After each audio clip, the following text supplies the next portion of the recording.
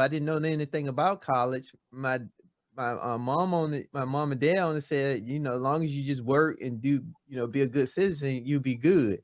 So I worked for 2 years at a hotel, and it was a popular hotel, but I saw so much backstabbing, so much inconsistency, so much bad stuff happen. I was just like, I think I need to get a career. Um, so I went to the local community college, and at the community college, I went to the guidance counselor, and I didn't know what to do. I didn't have no background, no reference to really ask. So what I just told the guidance counselor was, when I was in high school, math was very easy for me. I never took books home. I always did the homework before class was over. And I say, sign me up for something that's math-based. A lot of people don't pass, and it's challenging. And she said, I got the perfect curriculum for you, engineering. She said, a lot of people don't finish. So she signed me up. So that's how I ended up in engineering, believe it or not.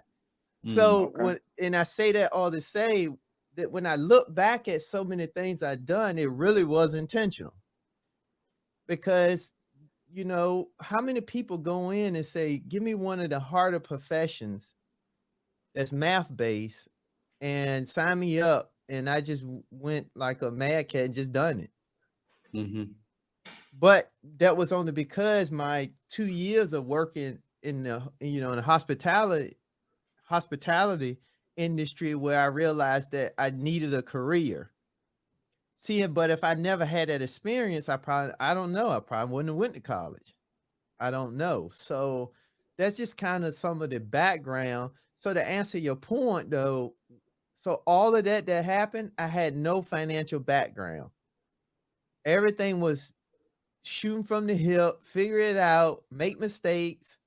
A lot of stuff happened in between that we don't probably have enough time to get into, because throughout all of that, I had gotten in a car accident that made the front news. The only thing that I was able to get out of the car with just neck abrasion, the whole windshield smashed in my face. They had to get a jaws of life, get me out of the car, and I was able to walk away blessed. That's all I could tell you.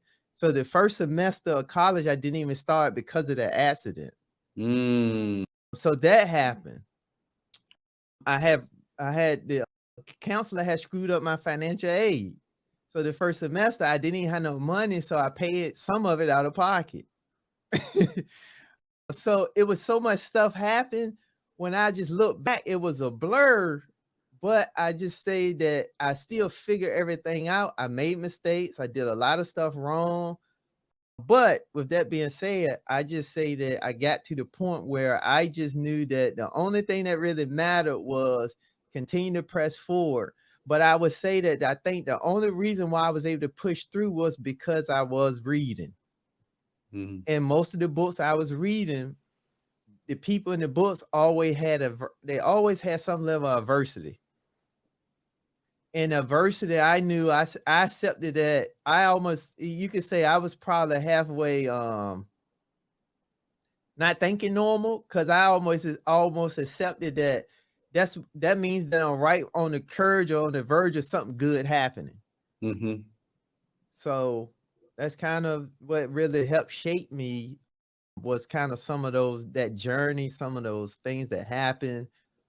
And then, you know, just not really seeing, you know, money at the time, because, you know, when I grew up in the projects, even though my dad was there every night, but my dad, he was kind of lackadaisical on paying the bills. So he would just do just barely enough, because it was times we had lights cut off, had gas cut off, things like that.